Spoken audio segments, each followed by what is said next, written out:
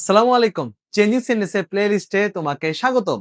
আজকে হচ্ছে আমরা আমাদের সবচেয়ে বড় আইটেম এইচএসসি লেভেলে চেঞ্জিং সেন্টেন্সকে ভালোভাবে অপারেশন করব।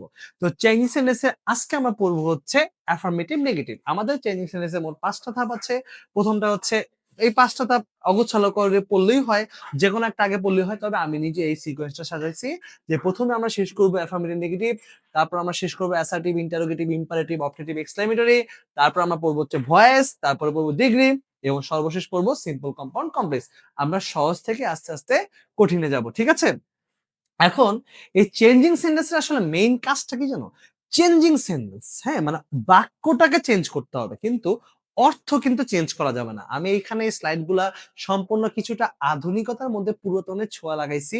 অর্থাৎ সম্পূর্ণ আমি স্মার্ট বোর্ডে ক্লাস নিলেও সবগুলো আমার নিজের হাতে প্রশ্ন, উত্তর সবকিছু লেখা যেন তোমার বিন্দুমাত্র আমার লিখতে গেলেও যে টাইমটা নষ্ট হয় সেটা যেন তোমার ওয়েস্ট না।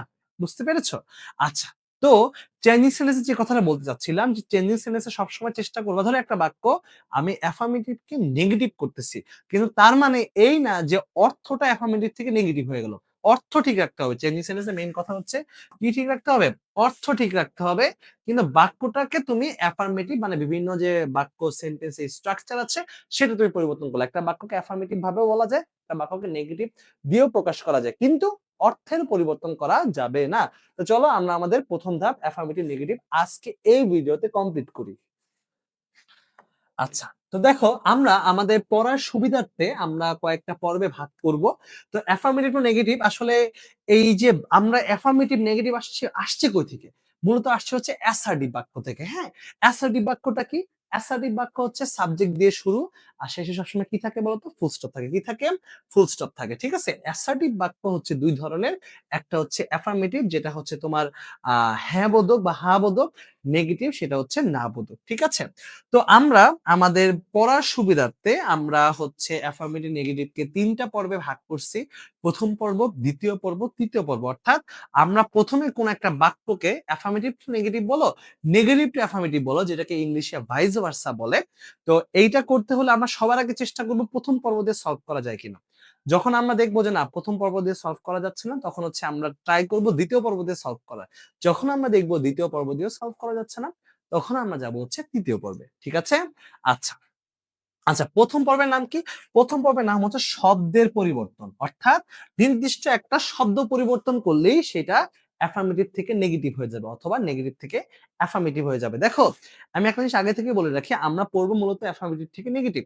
এখন তোমার কাজ থাকবে তুমি আবার নেগেটিভ থেকে অ্যাফার্মেটিভটাও চর্চা করে নেবে। অর্থাৎ এক্সাম্পল যখন প্র্যাকটিস করব, উত্তরটা প্রশ্ন হয়ে যাবে, প্রশ্নটা উত্তর হয়ে যাবে। তাহলেই কিন্তু তোমার নেগেটিভ থেকে অ্যাফার্মেটিভ অটোমেটিক্যালি হচ্ছে প্র্যাকটিস হয়ে যাবে।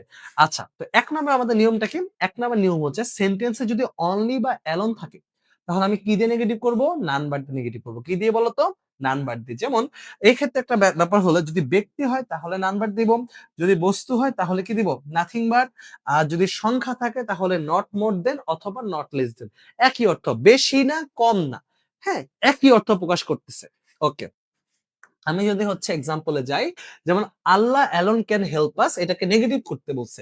তাহলে ঠিক আমার এখানে যে অ্যালোন আছে, তার মানে আমি এখানে কি দিব? None but Allah can help us. এগুলা এসএসসি তে তুমি শিখে আসছো। তারপর only a boat was available there. এখানে দেখো আ এ বোট আছে এটা তো বস্তু। এ বোট হচ্ছে বস্তু। যেহেতু এ বোট হচ্ছে বস্তু, তার মানে হচ্ছে আমি এখানে কি দিব? নাথিং বাট দিব। কি দিব বলো তো? নাথিং বাট দিব। আশা করি বুঝতে পেরেছি। আচ্ছা, হি ইজ অনলি 22 এখানে আমার কি দেওয়া আছে? এটার সংখ্যা। এটা হচ্ছে সংখ্যা। যেহেতু এটা হচ্ছে সংখ্যা সেক্ষেত্রে হচ্ছে আমি দিব হি ইজ নট মোর দেন 22 এখানে যদি তুমি নট লেস দেন দিতা তাহলে তোমার হইতো। বুঝতে পারছো? সবাই বুঝছো? তাহলে অনলি অ্যালোন থাকা মানে নান বার দিয়ে করবা শেষ।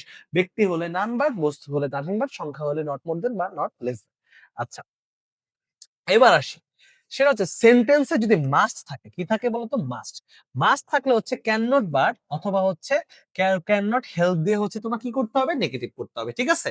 তো এখানে একটা ব্যাপার আছে যদি ক্যান নট বাট থাকে, ক্যান নট বাট এর পর সবসময় হয় হচ্ছে ভার্ব 1। ক্যান নট বাট এর পরে কি হয়? ভার্ব 1। আর ক্যান নট হেল্প এর পরে হয় হচ্ছে সবসময় ভার্ব প্লাস আইএনজি। মাথায় রেখো ক্যান নট হেল্প একটা ফ্রেজ যার পরে ভার্ব প্লাস আইএনজি হয়। ঠিক আছে? যেমন you must respect your parents, তাহলে এখানে হচ্ছে মাস্ট আছে তার পরিবর্তে আমি কি বসাইলাম? You can not but respect your parents. আর কিন্তু কোনো পরিবর্তন নেই। তারপরে এখানে একটা ব্যাপার আছে যে মাস্ট না থেকে যদি হ্যাড টু থাকে, কি থাকে হ্যাড টু। দেখো মাস্ট মানেও কিন্তু অবশ্যই, have to must, have to মানে কি আই হ্যাভ টু গো দেয়ার, আমার অবশ্যই যেতে হবে, আই মাস্ট গো দেয়ার আমার অবশ্যই যেতে হবে, একই না। এখন মাস্টের কি পাস্ট হয় নাকি, মাস্টের কি ক্যানের কুড হয়, মেয়ের মাইট হয়, মাস্টের কি পাস্ট হয়, অ্যাকচুয়ালি হয় না। কিন্তু মাস্টের যে সিনোনিম বা মাস্টের বদলে যেটা বলতে পারি হ্যাভ টু, ওর কিন্তু পাস্ট হয় হ্যাড টু। তার মানে যদি হ্যাড টু থাকে তাহলে আমি, যদি হ্যাড টু থাকে তাহলে আমি ওখানে ক্যান নট পার্ট না দিয়ে কি দিব বলতো, কুড নট পার্ট দিব, বুঝতে পারছো, আর কিচ্ছু না। যেমন এখানে যদি বলি যে you had to respect your parents, তাহলে এখানে থাকবে you could not but respect your parents, ঠিক আছে। আচ্ছা, সেন্টেন্সে যদি এভরি থাকে, কি থাকে বলতো, এভরি, তাহলে there is no plus subject plus verb দিয়ে নেগেটিভ করবো, কি দিয়ে, there is no plus subject plus verb. যেমন every mother loves her child, every বদলে আমি কি লিখলাম, দেয়ার ইজ নো, তারপরে মাদার সাবজেক্ট, তারপরে বাট, তারপরে যা আছে তার লাভ সার্চেল, বুঝতে পেরেছি। আচ্ছা ঠিক আছে, তারপরে আসি, যদি বাক্যটা as soon as দিয়ে হচ্ছে অ্যাফার্মেটিভ হয়, তাহলে আমি no sooner had dot dot then দিয়ে কি করব, নেগেটিভ করব। দেখো as soon as মানে হচ্ছে যখনই বা যত দ্রুত সম্ভব, আর নো সুনার হ্যাড মানে হচ্ছে দেরি না করে, ঠিক আছে, মাথায় রাখবা নো সুনার হ্যাড দিয়ে শুরু করা মানে মাঝখানে হচ্ছে দেন বসবে, কি বসবে, then, THAN, then, not EN, EN হবে, ঠিক আছে। তার মানে অ্যাজ সুন, দেখো অ্যাফার্মেটিভ নেগেটিভ এর মধ্যে হচ্ছে অনেক নিয়ম আছে সিম্পল কম্পাউন্ড কমপ্লেক্সের, কিছু নিয়ম আছে ডিগ্রি, যেগুলা বিস্তারিত আমরা ওই সিম্পল কম্পাউন্ড কমপ্লেক্সে পড়বো বা ডিগ্রির মধ্যে পড়বো, আমাদের এই প্লে লিস্টের মধ্যে ওই আলোচনাগুলোও থাকবে, ঠিক আছে। আমাদের যে, তুমি চাইলে যদি আরেকটু বিস্তারিত পড়তে চাও, ডিগ্রি যখন রুলসটা পড়াবো তখন তুমি চাইলে হচ্ছে ডিগ্রির আমার ভিডিওটা দেখে আসতে পারো। তুমি যদি চাও যে সিম্পল কম্পাউন্ড কমপ্লেক্স একটা নিয়ম পড়াই ফেললাম, তুমি যদি চাও যে না আমি ভাইয়া একটু বিস্তারিত দেখে আসতে চাই, তাহলে তুমি সিম্পল কম্পাউন্ড কমপ্লেক্সের ভিডিওটা দেখে আসতে পারো, কোনো সমস্যা নেই। আচ্ছা, তো দেখো অ্যাজ সুন এজ যদি অ্যাফার্মেটিভ হয় তাহলে কি করব, no sooner had dot then দিয়ে কি করব, নেগেটিভ করব। স্ট্রাকচার কি, এখন দেখো নো সুনার স্ট্রাকচার হচ্ছে ফার্স্টে তো আমি হচ্ছে নো সুনার হ্যাড দিলাম, আচ্ছা, তারপরে সাবজেক্ট বসবে, তারপরে ভার্ব থ্রি বসবে, তারপরে অবজেক্ট বসবে, মাঝখানে দেন, আর অপর ভার্বটা ভার্ব টু। এইভাবে শুনতে অনেক পেইন লাগতেছে না, চলো সহজভাবে মাথায় রাখি। ফার্স্টে তো নো সুনার হ্যাড, ঠিক আছে। আচ্ছা, বাক্যের শুরুতে কি বসে, কি, আমার সাথে সাথে বলো, সাবজেক্ট, ঠিক আছে, তাহলে নো সুনার হ্যাড সাবজেক্ট, সাবজেক্টের পর কি বসে, ভার্ব, ঠিক আছে। এখন কথা হচ্ছে হ্যাড যেহেতু লিখছি, যেখানেই হ্যাড, হ্যাডের পরে সবসময় মূল ভার্বটা কি হয় বলতো, ভার্ব থ্রি হয়, তাহলে নো সুনার হ্যাড, তারপরে সাবজেক্ট, তারপরে ভার্ব থ্রি, ঠিক আছে। তাহলে মাঝখানে কি বসবে, মাঝখানে বসবে হচ্ছে দেন, মাঝখানে কি বসবে, দেন, আর অপর ভার্বটা কি হবে, ভার্ব টু। এই হচ্ছে নো সুনার হেড এর স্ট্রাকচার, ঠিক আছে। তো দেখো এখানে যেমন as soon as she heard the news she fainted, fainted শব্দের অর্থ হচ্ছে অজ্ঞান হয়ে যাওয়া, fainted শব্দের অর্থ কি, যখনই সে নিউজটা শুনলো সে অজ্ঞান হয়ে গেল। আমি as soon as এর বদলে কি লিখলাম, এই যে নো সুনার হেড, কি লিখলাম বলতো, নো সুনার হেড, ঠিক আছে। সাবজেক্ট লিখলাম she, তারপরে হিয়ার্ড ভার্ব থ্রি লিখলাম, দ্য নিউজ, এই যে কমাটা উঠে গেল, তার পরিবর্তে কি বসলো বলতো, দেন, পরিবর্তে কি বসলো, দেন, দেন শি ফেইন্টেড, এরপরে তো ভার্ব টু আছে, ভার্ব টুই রাখলাম, বুঝতে পেরেছি।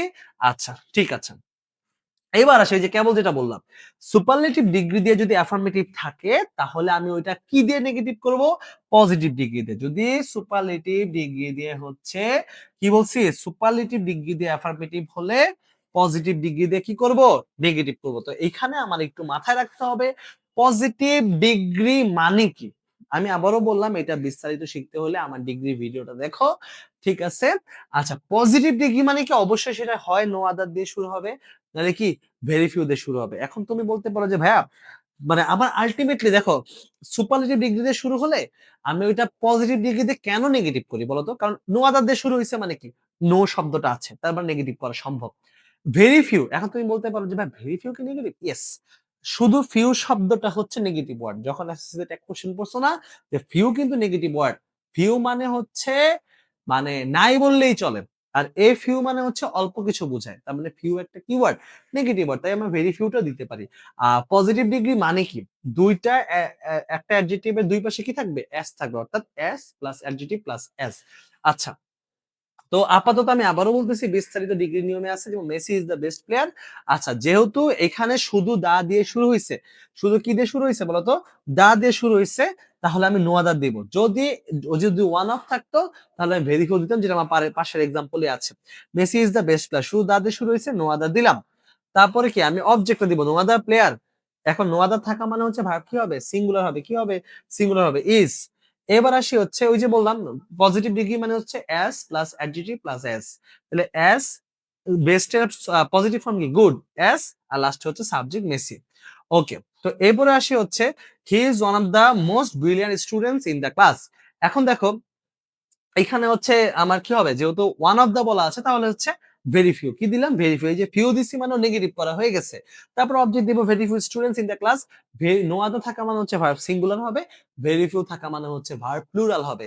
তাহলে very few students in the class are as brilliant as he, আমরা হি লিখবো, ঠিক আছে, কারণ ও তো মানে অ্যাকচুয়ালি সাবজেক্ট, বুঝতে পারছো, আমি কি অ্যাকচুয়ালি সাবজেক্ট লিখছি না, এখানে হিম হি দুইটাই সঠিক, কিন্তু মূলত হচ্ছে আমরা হি লিখবো, ঠিক আছে, দুইটাই সঠিক। অ্যাকচুয়ালি এই হিটা আসলে হি ইজি বুঝায়, আমরা ইজটা তো আর লিখি না, জন্য হিটা রাখি, ঠিক আছে।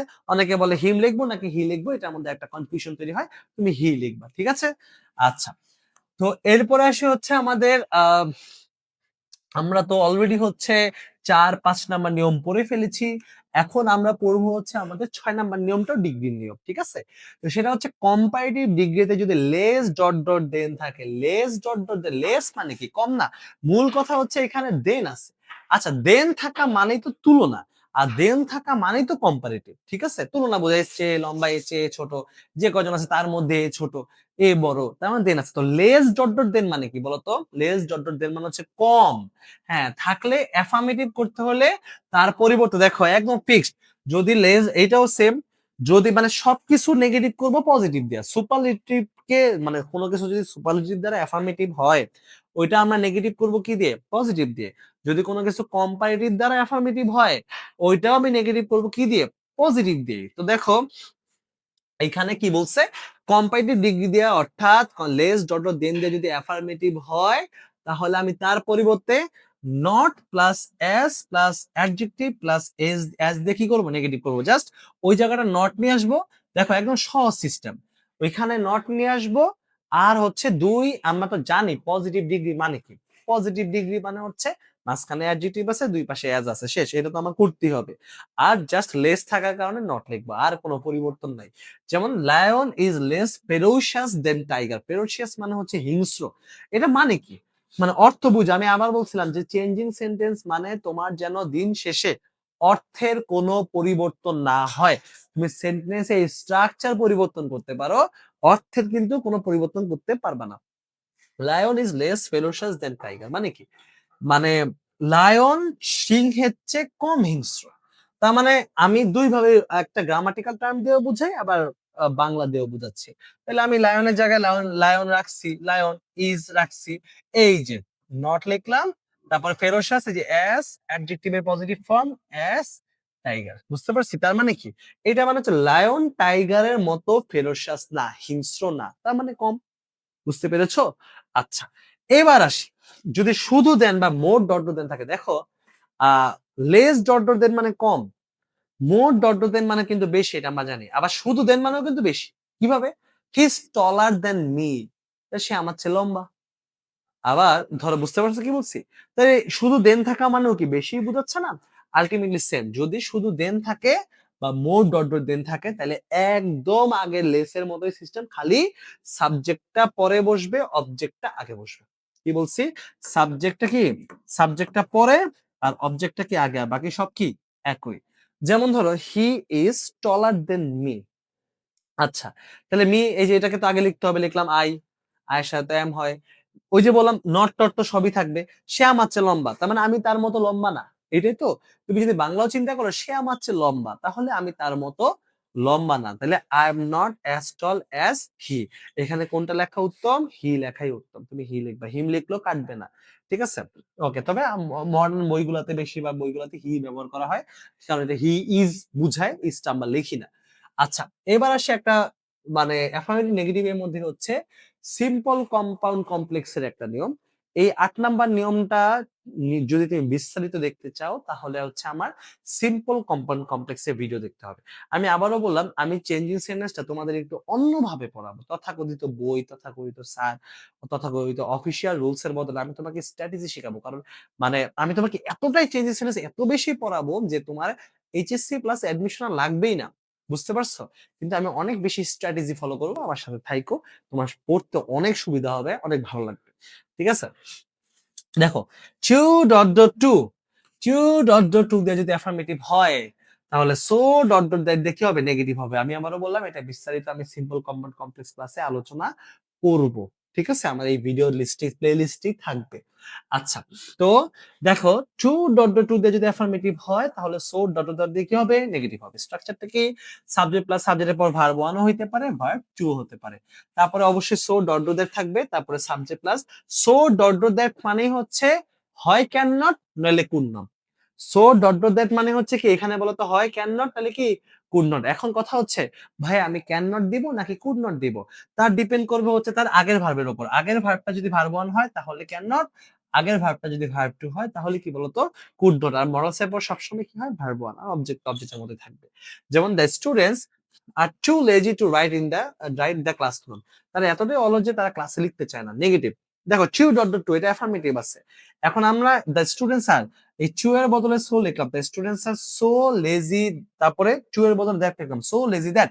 এরপরে কি, আমি আবারও বলছি, নতুন করে কি আনতে হবে? সাবজেক্ট আনতে হবে।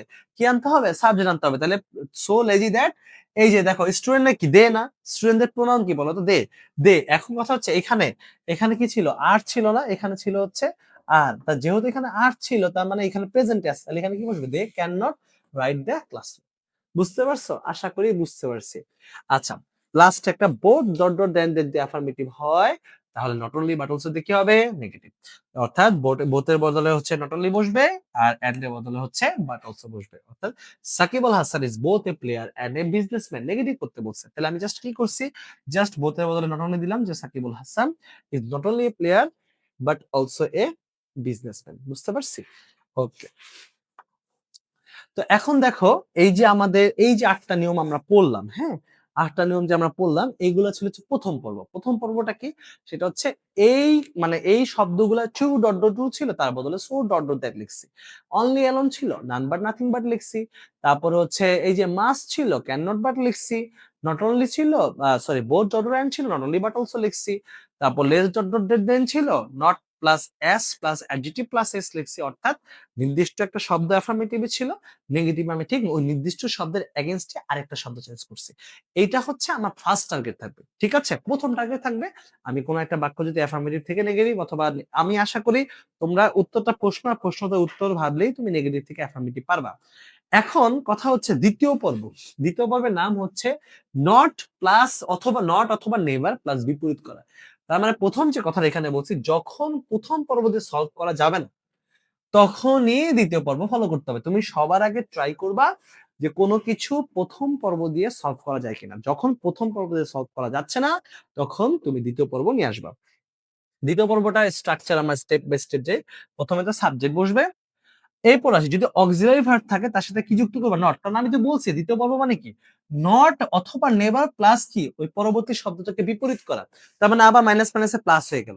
যেমন আমি সৎ, এইটা দিছে। তাহলে আমি অসৎ না, নাও আনছি, আবার সৎকে বিপরীত করে দিছি। বুঝছো? নট নেভার প্লাস বিপরীত। নট আনছি, নাও বলছি, আবার সৎকে কি অসৎ করছি। ওকে। তো প্রথমে যদি অক্সিলারি ভার্ব থাকে তাহলে তার সাথে নট করব।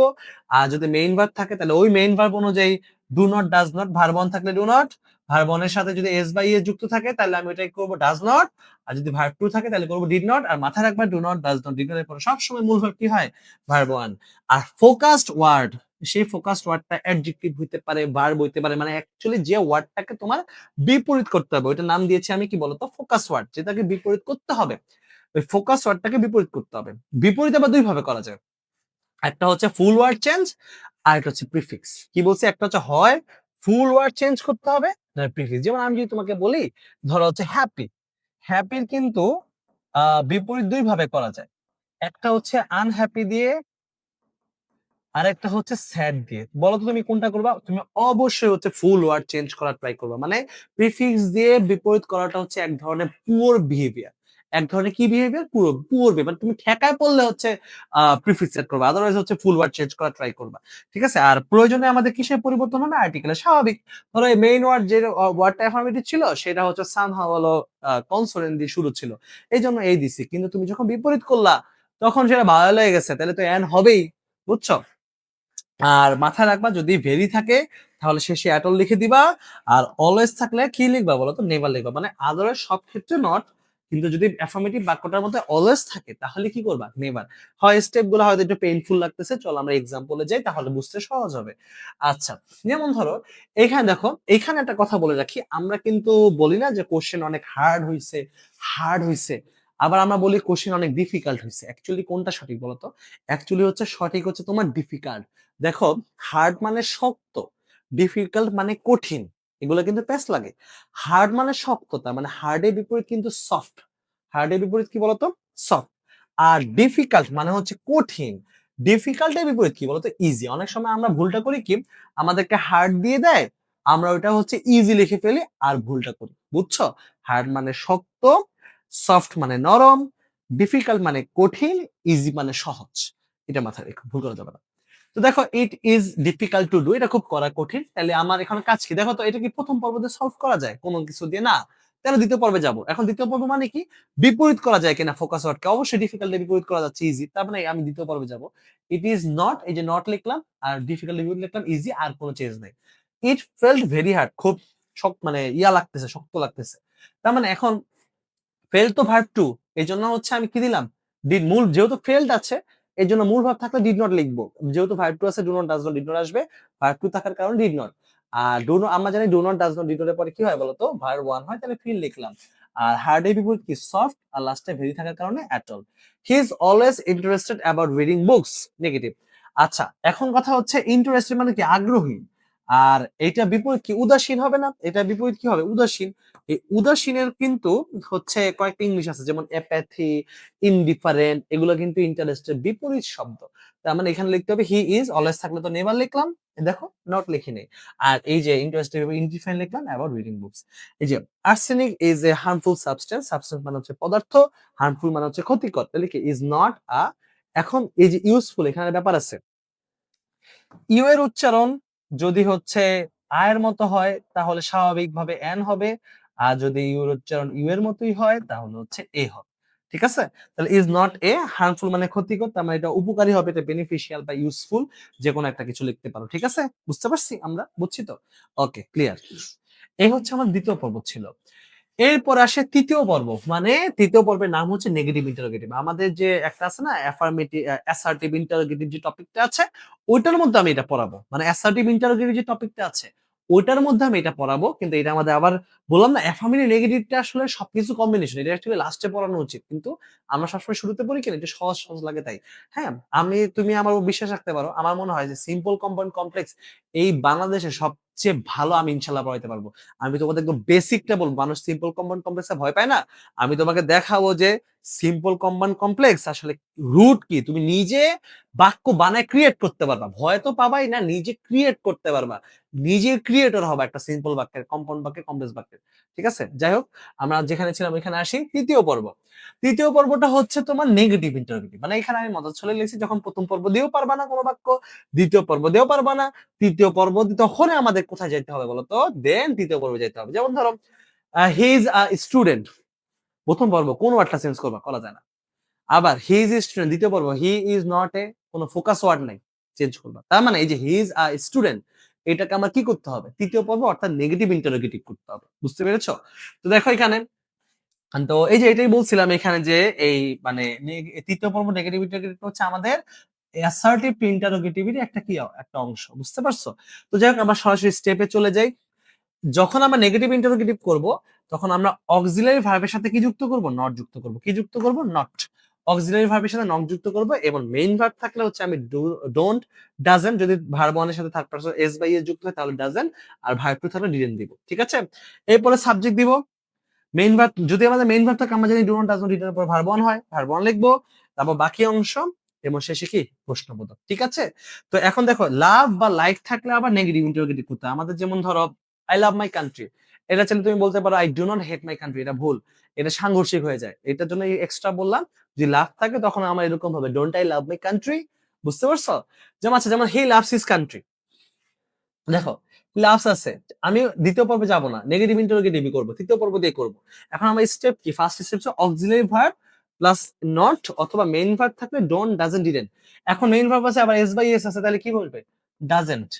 আচ্ছা ডাজেন্ট। ডাজেন্ট লিখলাম। তারপরে কি? তারপরে হচ্ছে সাবজেক্ট বসবে। সাবজেক্ট হচ্ছে হি। তারপরে কি? তারপরে হচ্ছে মেইন ভার্ব থাকলে ভার্ব 1 হবে। তাহলে ডাজন্ট হি লাভ? আচ্ছা ভালো কথা। তারপরে কি? বাকি অংশ এবং শেষে যেন প্রশ্নবোধক মিস না হয়। সাবধান। Doesn't he love his country? Okay. He tried his best to solve it. Tried আছে তার মানে ভার্ব টু আছে। তাহলে কি হবে? এটাও কিন্তু দেখো কোনো ওয়ার্ডকে চেঞ্জ করে নেগেটিভ করা যাচ্ছে না। আবার নট নেভার আইনা কোনো ওয়ার্ডকে বিপরীত করা যাচ্ছে না। তাহলে নেগেটিভ ইন্টারোগেটিভ করতে হবে। অর্থাৎ ডিডেন্ট হি, এই যে লিখলাম হি আর ট্রাইড, যেহেতু ডিডেন্ট লিখছি তার ভার্ব 1 হবে। Didn't he try his best, ধরো বাকিটা লিখে টু সলভ ইট, লাস্টে কি প্রশ্নবোধক। একটা জিনিস মাথায় রাখবা, উইলেন্ট কিন্তু হয় না, আমি জানি তুমি এটা জানো, ওন্ট লিখতে হয়। অ্যামেন্ট, যেমন I M a student, অ্যামেন্ট I a student না, এইন্ট আই এ স্টুডেন্ট, অ্যামেন্ট হয় না, ain't, A I N apostrophe টি। এবার আসি এভরি থাকলে হচ্ছে তুমি চাইলে হু দিয়েও নেগেটিভ করতে পারবা, আমরা জানি এভরি থাকলে দেয়ার ইজ নো দিয়েও করা যায়। যেমন everybody loves a truthful person, এটা তুমি দুই ভাবে করতে পারো। সেটা হচ্ছে হয় এইভাবে দেয়ার ইজ নোবডি, যেটা আমরা শিখছি প্রথম পর্বে ছিল যে এভরি থাকলে দেয়ার ইজ নো হয়, তারপরে সাবজেক্ট, তারপরে but, there is nobody but loves a truthful person. অথবা হু দিয়ে করতে গেলে ওই যে ডাজন্ট লিখতে হবে, হু ডাজন্ট লাভ এ, আর আমাদের ডু নট ডাজন্ট এর উপর ভার্ব হয়, who doesn't love a truthful person. এই তো আমাদের মোটামুটি শেষ, তো আর তো নাই। এখন হচ্ছে এই আমাদের, আর আমরা নেক্সট পর্বের জন্য ওয়েট করব। এই হচ্ছে ছিল আমাদের আহ চেঞ্জিং সেন্টেন্স কিংবা ট্রান্সফরমেশনের যে প্রথম, আমি নিজে 5টা ভাগে ভাগ করছি, অ্যাফার্মেটিভ নেগেটিভে সবকিছু। আশা করি ইংলিশে একটা কথা আছে ভাইস ভার্সা, অর্থাৎ তোমাকে আমি অ্যাফার্মেটিভ টু নেগেটিভ শিখাইছি, তুমি পুরোটা রিভার্স করে পড়বা, তাহলে ওটা হচ্ছে negative to interrogative vice versa হয়ে যাবে, এবং আমি জানি তুমি পারবা। তোমার যে কোনো সমস্যা কন্ট্যাক্ট করো। নেক্সট ক্লাস ইনশাআল্লাহ হচ্ছে assertive, interrogative, exclamatory, optative, imperative, এগুলা নিয়ে হাজির হব। ঠিক আছে, ততক্ষণ সাথেই থাকো, এই প্লেলিস্টটাকে সেভ করে রাখো। সবাইকে সবাই ভালো থাকো। আসসালামু আলাইকুম।